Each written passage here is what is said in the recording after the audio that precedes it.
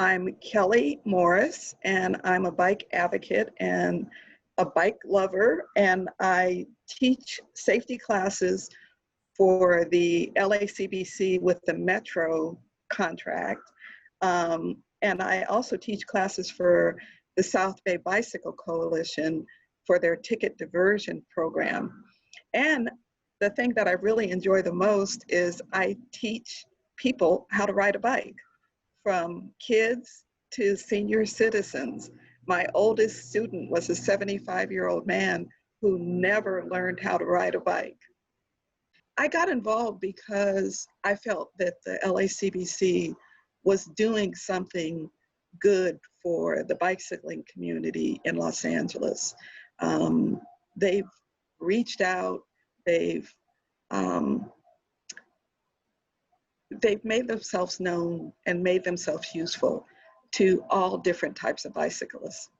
I've been involved with LACBC probably 7+ years. I was looking back on it thinking, wow, it's been a long time. And I've seen different executive directors come and go, and different points of view for the LACBC come and go. But I got involved initially with the education committee, where we were working with Colin Bogard on trying to get PowerPoint presentations for teaching the different bicycle safety courses.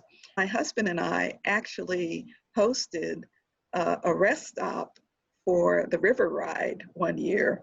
Oh my God, that was something else. Picking up all the supplies and setting it up at the park and getting volunteers. And it was great seeing all those bicyclists come in and rest at this beautiful park in Paramount.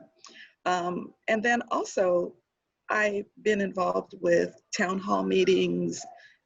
You know what? I always have an opinion about something.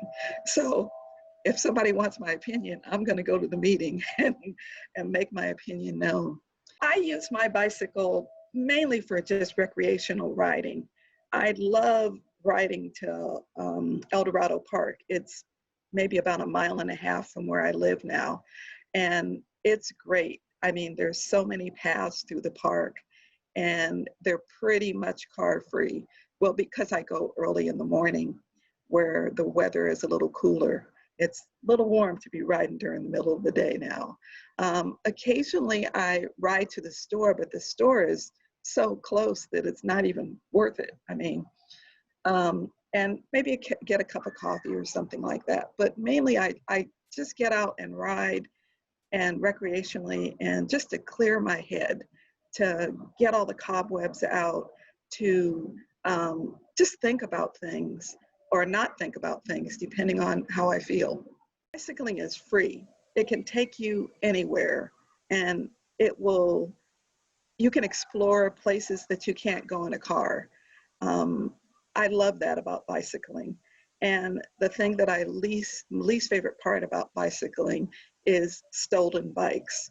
There are so many bikes that are stolen, and it just bugs the heck out of me that somebody thinks that they can take something that belongs to you and resell it for profit. My husband has had a bike stolen, and my younger daughter, when she was going to LA City College, actually had the seat stolen off of her bike. I mean, the seat, really? They couldn't take the locked bike, so they took the seat. What the heck?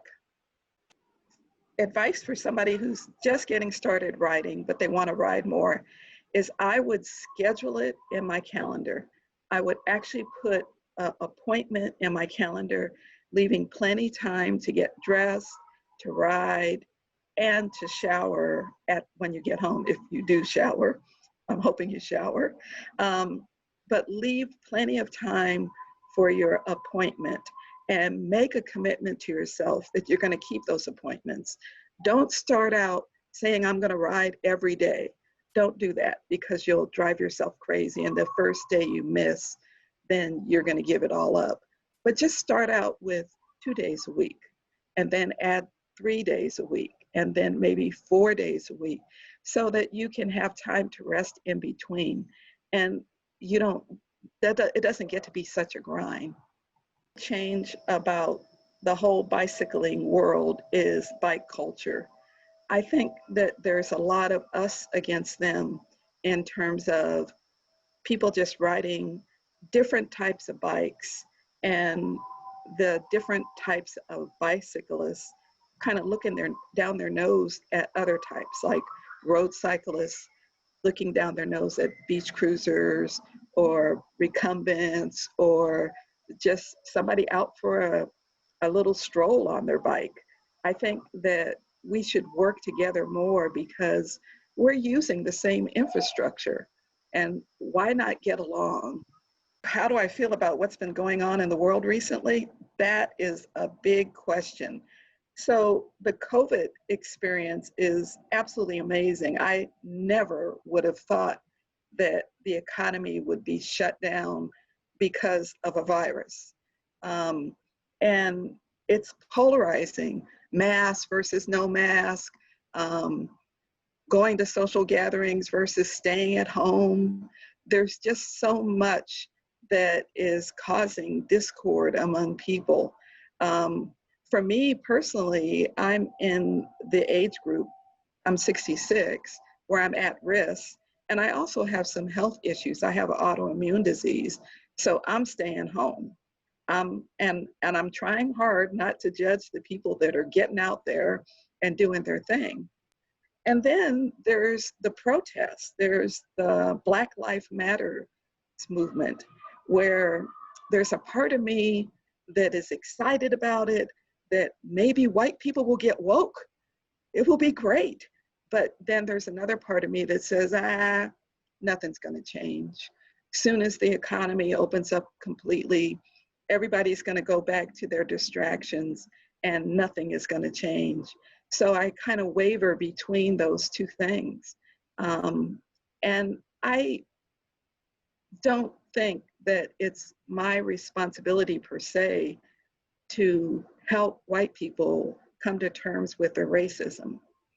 There's not much I can do because they have to explore it. They have to want to be willing to take a hard look at themselves. I recommend a book, White Fragility. Why is it so hard for white people to talk about racism? It's a great book. And the only thing about the book is, in the end, it left me with nothing to do as a person of color, except recommend the book to people that are white. So they can take a better look at how systematic racism is in our society. This way to get in touch with me is through Bikeucation, BIKEUCATION.org, or on Facebook, Bikeucation, or you could just call me at 626-482-9525, and I'd be happy to meet with you and talk to you about bike lessons.